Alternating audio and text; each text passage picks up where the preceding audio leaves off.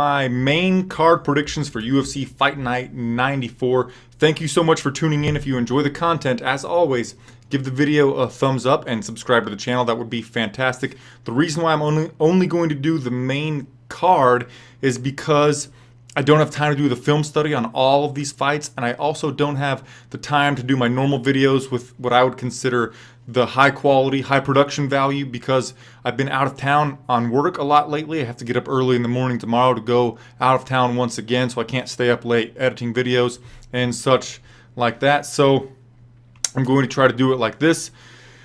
If you watch my post-fight video for UFC 203 and you liked that, well, I'm going to try to do it again for the next fight card, which is UFC Fight Night 94, which we're going to talk about right now, and hopefully that can become a thing where I do that after every fight card. Maybe I'll bring in some guests and things like that. So let's just get into this thing right now. We've got main event between Dustin the Diamond Poirier and Michael the Menace Johnson.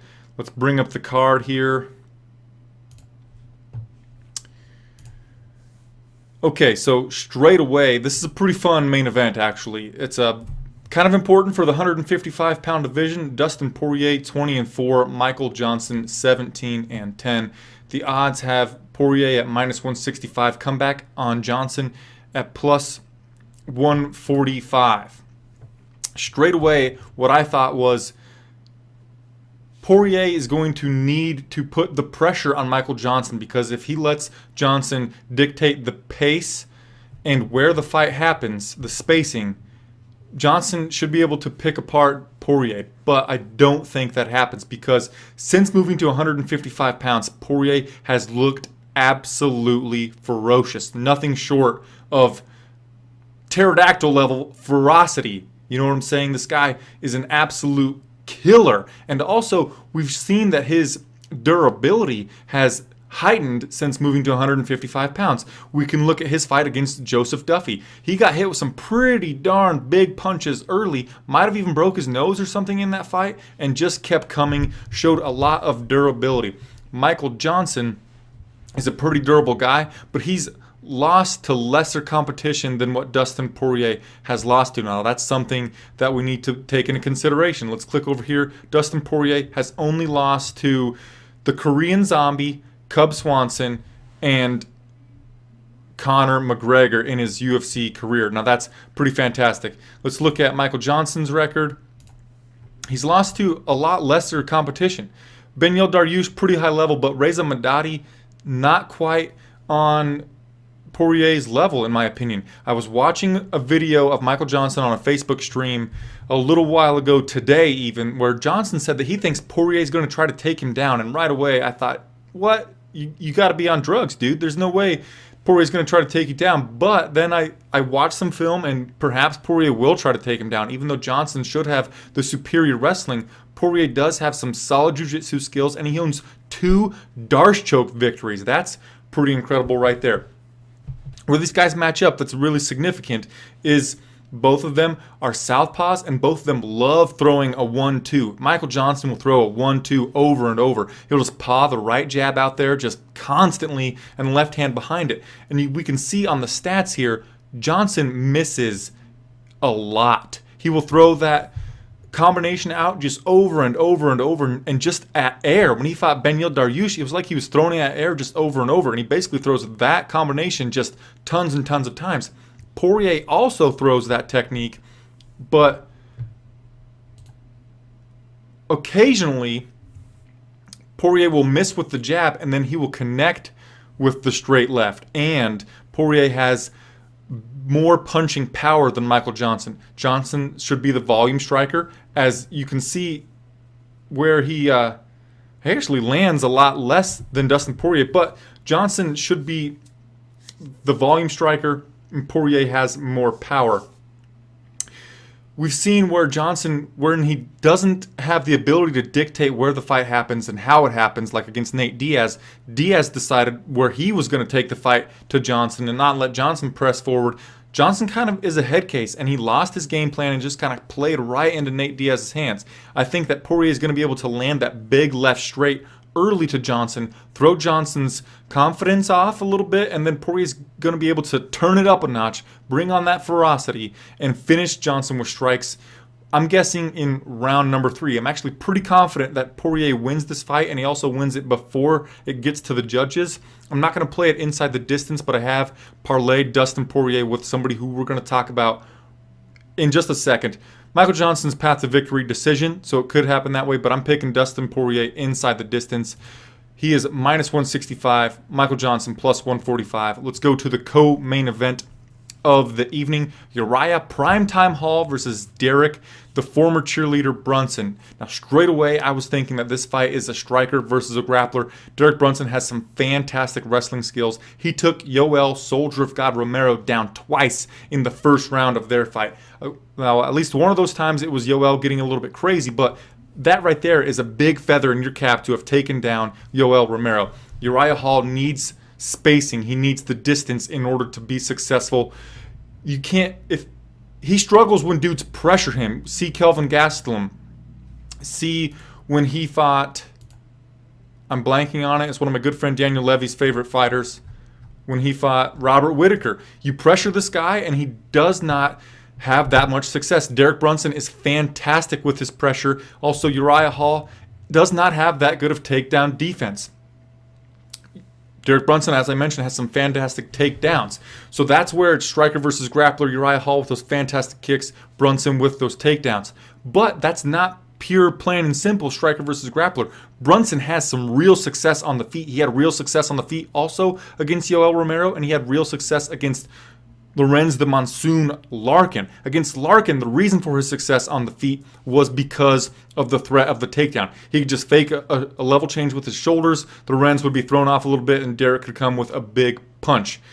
Also, Uriah is not just a striker because he showed like 3 submission attempts off of his back against Gegard the Dreamcatcher Mousasi when they fought. A lot of people think it was just Gegard ground and pounding him in the first round, come out second round, Uriah with that spinning back kick to Gegard's face, but no, Uriah was also throwing some fantastic submission attempts off of his back. But I do think that since Uriah struggles so much with when guys are pressuring him, that he is going to have trouble against Derek Brunson. And once Brunson does get into the ground, I think that Brunson's submission game himself is going to be enough to fight off or ward off some possible submission attempts from Uriah Hall. Also, last thing about this fight is we don't know what version of Uriah Hall is ever going to enter the octagon. Now, this is against my point of thinking that Derek Brunson is going to win a decision, so if you missed that, I'm picking Derek Brunson by decision. But Uriah Hall, lately, on all of his interviews, he has seemed like a guy that does not give a fuck about anything. This guy seems like a real jerk. I watched his Facebook stream, and he was talking smack about some guy on a YouTube channel that picked against him. So I hope Uriah doesn't talk smack against me. I mean, I respect the guy, but this is what I do. I try to make predictions. I do think that Uriah Hall is going to come in with a lot of ferocity, but I think that Brunson is going to be able to close the distance and get the better of Uriah Hall for a 29-28 decision, perhaps 30-27. I think he gets into the ground. We might see a late submission when he really wears out Uriah Hall on the ground. I have parlayed Poirier and Poirier and Brunson together. I got two units on them, and it'll return about 4 units if it wins. Let's move down to actually Juan Jucao Carneiro versus Kenny Robertson. Juan is phenomenal with his jiu-jitsu game. He's 20-10. Kenny Robertson, underrated jiu-jitsu skills. He is 15-3. The odds have Kenny Robertson minus 120, Carneiro straight 100. A lot of people that I've seen are just straight picking Carneiro because he's a fantastic jiu-jitsu guy. Kenny Robertson also has some fantastic jiu-jitsu skills, but he has the better wrestling. He was a collegiate wrestler, and Kenny Robertson has underestimated power on the feet. Carneiro does not have very good striking defense. Actually, he has absorbed way less strikes per minute than Robertson, but I think that's because he gets taken out of fights somewhat early. I'm picking Kenny Robertson by KO or TKO. Here's the last thing that I want to mention about this fight is that Juan is 38 years old. and a person who is over 37 years old only wins like 30% of the time or something like that, and that's not good. And then also, Kenny Robertson is 6 years younger. Any man with a 6-year age advantage wins 65% of the time. So those two stats right there build it up so that we're going to be picking Kenny Robertson. On the ground, if Carneiro gets the back, obviously he's going to get the victory. But I think that on the feet, Kenny Robertson's going to be able to rock him. He'll go in for a takedown, ground and pound Carneiro right out of this one. Let's move down to Chris Wade versus Islam Makhachev. Now, Chris Wade has shown a tendency to not have that great a fight IQ. He is a really promising prospect, but I think in the areas of the game where he is good with some wrestling and stuff, Islam Makhachev, he's one of these guys with the Russian Sambo game that Islam's going to be able to ward off Chris Wade, and then Islam has some fantastic striking skills, or maybe not fantastic, but I think they're better than Chris Wade's. I think that Islam Makhachev is going to be able to get a decision in this one. There are no significant stats that I want to point out for Fightnomics or anything like that, but we could look at strikes landed per minute for Makhachev. That's pretty significant right there. Let's move to Chaz the Scrapper Skelly versus Maximo Maxi Blanco. Chaz Skelly 15-2, Maxi Pad Blanco 12-7-1. The odds have Chaz Skelly at -185, Maximo Blanco +160. First of all, Chaz Skelly is really fun to interact with on Twitter, so if you're not following him already, I think that you should do so. This guy loves drinking beer, so if you love drinking beer, you could talk to him about that, except for he likes that big box beer crap. You know, Coors Light is his drink of choice. Blah. Gross. But anyway, he's fun to interact with, so check him out. This purely striker versus grappler. Maximo Blanco, he tends to throw short strikes, but he throws high volume, and he has a pretty diverse striking attack. Chaz the Scrapper Skelly has kind of rudimentary striking, but fantastic wrestling. If this guy gets to the ground, you're probably A, not getting back up, or B, gonna get submitted. I think that Chaz is able to get Maximo Blanco down early, really tire him out, because Maximo, I said that he has a diverse striking attack, but he also throws a lot of effort into every one of his strikes looking for the kill. I think that he'd be able to gas himself out on the feet. Then you add in the scrapper taking you down and just embracing the grind, as Goldberg would say. Chaz Skelly, probably by decision, but I would not be surprised if Skelly got a late rear naked choke, as Blanco kind of is so tired that he looks for the door, gives up his back. Chaz the Scrapper takes that thing and runs to a victory with it. Now, I skipped Evan Dunham versus Rick Glenn. The reason for that is I don't know that much about Rick Glenn, other than I wanted to talk about when he fought Lance Palmer. So let's do that in a second. Evan Dunham, 16-6. Rick Glenn, 18-3. The odds, I think that Dunham is one of the biggest favorites on this card, besides Bilal Muhammad. Yeah, well, he's a large favorite nonetheless. This guy is really good with his wrestling. He started wrestling at a really young age. His grappling skills, beyond that, like jiu-jitsu skills, I think are a little bit underrated. And where he's really underrated is on the feet. Rick Glenn struggled with Lance Palmer on the feet. Palmer was able to throw some wild techniques at him and rock him, and then able to get into the ground and get a rear naked choke victory.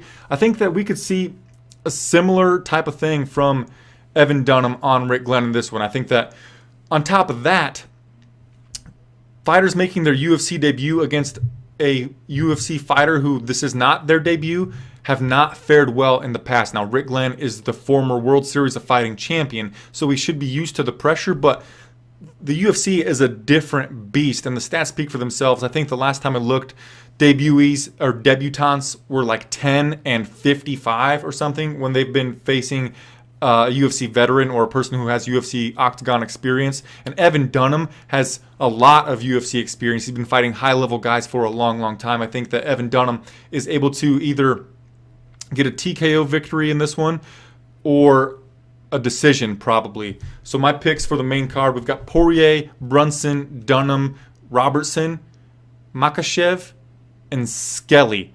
That's pretty much it for anything that I know much about, but I'm going to go down to Montano versus Bilal Muhammad. Augusto Montano, what I know about him is that I had high hopes for him. He has some really long strikes, and at times he can be pretty darn ferocious. But he lost to Cathal Pendred. That is not good. That is not something that you want to put on your resume. And he lost to Cathal Pendred in Mexico at altitude. So I thought, dude, you're from Mexico. You train at altitude. You should be able to beat Cathal Pendred. No dice. Belal Muhammad, remember the name. I remember the name from his last fight against the underwear model. Oh, God. I'm blanking on the underwear model's name. What? The Bull, right? His nickname's the Bull. Alan Jouban, yeah. Against Alan Jouban, Belal Muhammad really impressed me. This guy is extremely durable. I think that he came in on short notice, and he also fought during Ramadan. So this fight, not during Ramadan. Augusto Montano is not a very good fighter. Belal Muhammad is probably going to get a KO/TKO victory in this one. Let's see if there's any others that I could talk about. Okay, Benitez versus Sam Cecilia. Sam Cecilia, fantastic wrestling, huge power in his hands.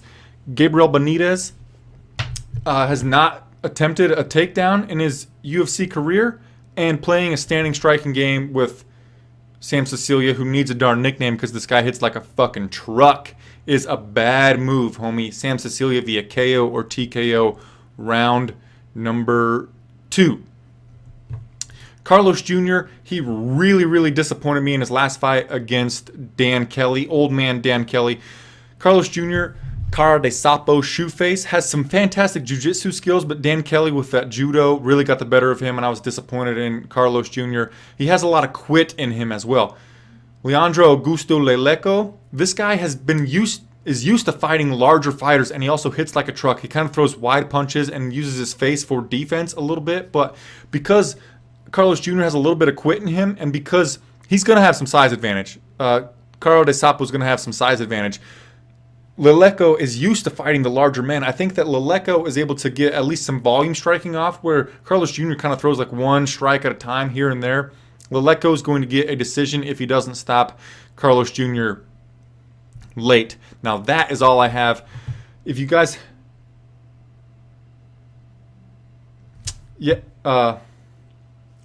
thanks, Brian Blaze, for reminding me of Jouban. I don't know why. Sometimes when I do live streams, I just forget stuff. John B., what do I think of a parlay between Poirier, Dunn, Skelly, Carlos Jr., and Brown?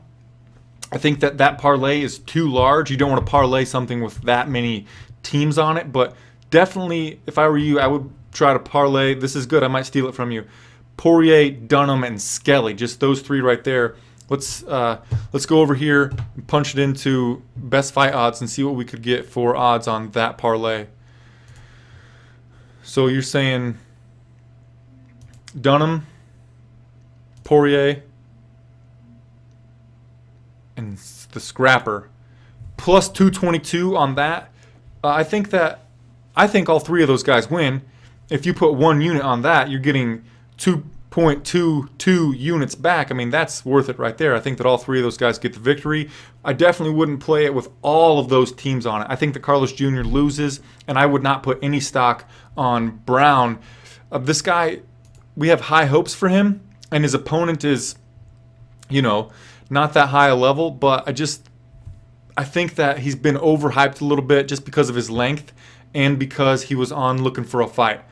I don't have too much faith in him to get the victory is what I'm saying. And also a 5-team parlay is just too much.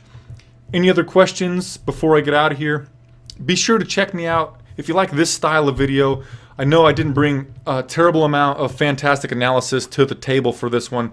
Like I said, I haven't had too much time to look into the fight cards, do my normal level of tape study, film study. But yeah, if you like this style of video, be sure to come in, check out the post-fight video that I'm going to be doing for this fight card. As soon as they interview the loser or whatever, I will be going live, talking about UFC Fight Night 94, breaking down the fights that were exciting, giving the thing a grade, talking about anything on the card that would make me say, "Are you fucking kidding me?" or anything like that. So, yeah, once again, guys, please give the video a thumbs up. I would really appreciate it. Anything else, follow me on Twitter at FlyingBrianJ. Subscribe to the channel. I mentioned my good friend Daniel Levy, best fight picks. Now, I want to mention again about Poirier versus Johnson. He thinks that Michael Johnson has been slowing down, and I didn't see it when I watched the tape on him versus Nate Diaz. I did see that he throws that combination over and over, and that could be one thing that makes me think that he's faster than he is he's just throwing it, anticipating it, and throwing it.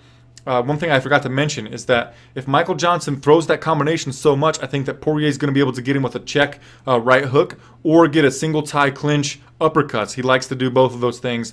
When Johnson, he misses that punch so often. When he's coming in, maybe Poirier will counter it with a check right or an uppercut. Definitely Poirier getting the victory in that one, though. But so I'm saying, if we do see Michael Johnson be slower in this fight than we have in the past, we really need to give Daniel Levy at Best Fight Picks the credit that he is due.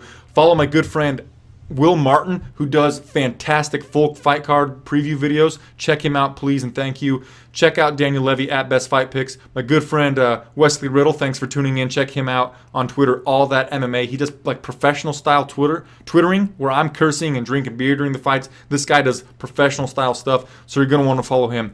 I'm getting out of here, guys. Thanks for watching the stream. I'll see you after UFC Fight Night 94 for my post-fight recap show. It's going to be a lot of fun. I'll be at least 3 beers deep. I'll see you then. Namaste.